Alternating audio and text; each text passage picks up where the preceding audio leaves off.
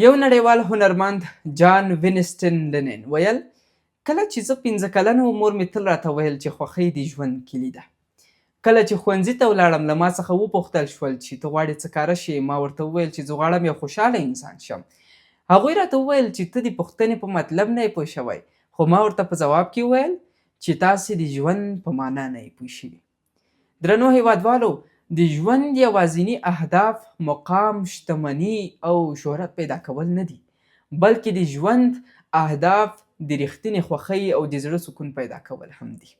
ډیری خلک خپل ټول عمر د بریا او رسیدلو په لټه کې تیروي، خو دا هیر کړي وي چې د ژوند ښکلا په خوښۍ، په خوشحالۍ او په مثبت فکر کې هم پرته ده.